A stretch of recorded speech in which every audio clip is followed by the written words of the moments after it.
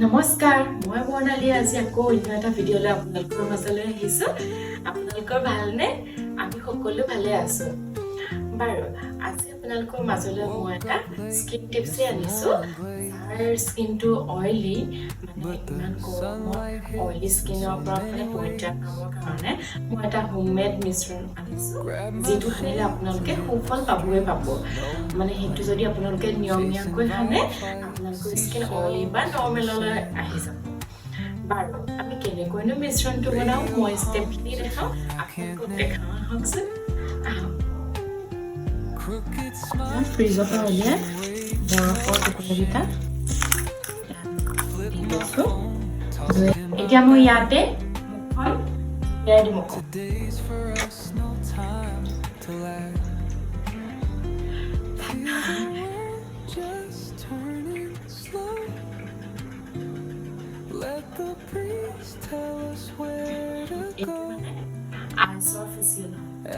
কোনো দৰকাৰ নাই আপোনালোকৰ কসমেটিক্স দোকানত গৈ দামী দামী বস্তু আনিবৰ কাৰণে তাৰ সলনি আপোনালোকে ঘৰতে পোৱা ইমান ধুনীয়া ওচৰতে হাতৰ ওচৰতে পোৱা বুলি ক'ম বস্তু এবাৰ কৰি যায় আপোনালোকৰ ইমান গৰমতো ছালৰ উজ্জ্বল হৈ থাকিব ছালখনৰ উজ্জ্বল মানে দুগুণ বাঢ়ি থাকিব আপোনালোকে মাত্ৰ এলাহ নকৰিলেই হ'ল ঠাণ্ডা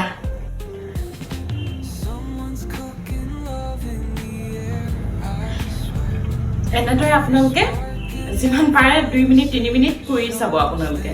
প্ৰথমতে এইটো ষ্টেপ কৰি ল'ব আপোনালোকৰ মুখত মানে মুখৰ উজ্জ্বলতাটো মুখত থকা পিগমেণ্টেশ্যন বা ডাৰ্ক চাৰ্কেল নাইকিয়া হৈ যাব আৰু যাৰ মানে মুখখন অইলি ইমান মানে নিজে প্ৰব্লেম পায় এই গৰমতো তেওঁলোকৰ কথা ক'বই নালাগে অকণমান বালি লাগিলেও পিম্পলছ ওলাব মানে অৱস্থা নাই তেওঁলোকে এইটোতো মাহত 3বাৰ কৰি চাব নিয়মীয়াভাৱে কৰিব মই কৈছোঁ অইলি বা নৰ্মেললৈ নহয় যদি ক'ব মুখখন ধুনীয়াকৈ বা কিমান যে আৰাম লাগি গৈছে এই গৰমত এতিয়া নেক্সট ষ্টেপটো হ'ল এতিয়া 1 নম্বৰ বস্তুটো হ'ল কেঁচা গাখীৰ আৰু এয়া হ'ল মচুৰ দাইল মই ৰাতি তিয়াই থৈ দিছোঁ এতিয়া ৰাতিপুৱা কেইটা বাজিছে 10টা বাজিছে ৰাতি মই তিয়াই থৈ দিছোঁ এয়া মচুৰ দাইল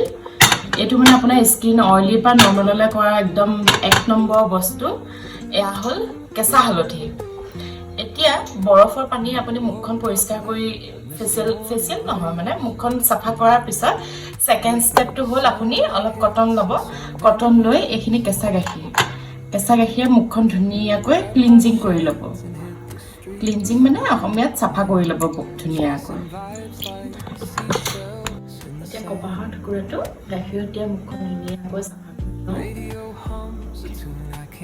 এইখিনি কৰিবলৈ আমি এলাহ কৰিলে নহ'ব নহয় জানো মই আমাৰ ঘৰলৈ গ'লেও মাক মই কৰি দিওঁ মায়ে মানে বৰ এলাহ কৰে ভাল হ'ব যদি ছালখন ভাল হ'ব লাগে তেনেহ'লে আমিতো নিজে এইখিনি চেষ্টা কৰিবই লাগিব নহয় জানো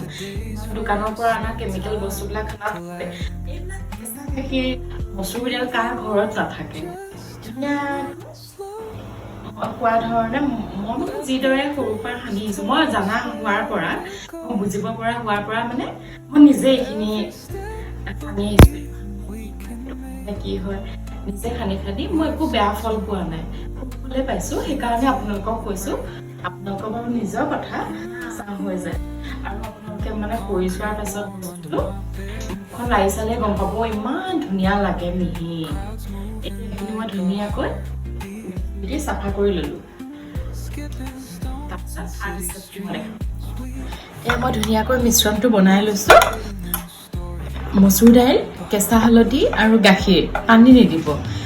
এই 3টা বস্তু মিক্স কৰি ধুনীয়াকৈ এতিয়া মুখখনত লগাই 15 মিনিট ৰম মই লগাই লৈ আছোঁ আপোনালোকক দেখাই আছোঁ এতিয়া মই গোটেই মুখখনতে সানি ল'লোঁ চকু এৰিয়াটো এৰি গোটেই মুখখনতে মিহি মিহিকৈ মিলাই ল'লোঁ এতিয়া 15 মিনিট ৰ'ব লাগিব এতিয়া মুখখন অকণমান টানি ধৰিব টানি ধৰিলে আপুনি একদম ঠাণ্ডা পৰিষ্কাৰ পানীৰে মুখখন ধুই পেলোৱাৰ পিছত মুখখন লাৰি নিজে ক'ব কেনেকুৱা লাগে ইমান ধুনীয়া এটা কাম কৰে মানে যাৰ অইলি স্কিন বৰ অসুবিধা পায় মানে কিবা এটা লগালেই পিম্পলছ উঠিব বালি অকণমান লাগিলে পিম্পলছ উঠে এতিয়া মই 15 মিনিট ৰওঁ তাৰপিছত আপোনালোকক লগ পাই আছোঁ মুখখন ধুনীয়াকৈ ধুই আহিলোঁ আপোনালোকে চাওকচোন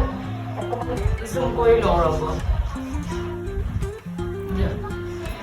চাওক মুখখন ধুই আহিলোঁ লাৰিয়ে ধুনীয়া লাগিছে মানে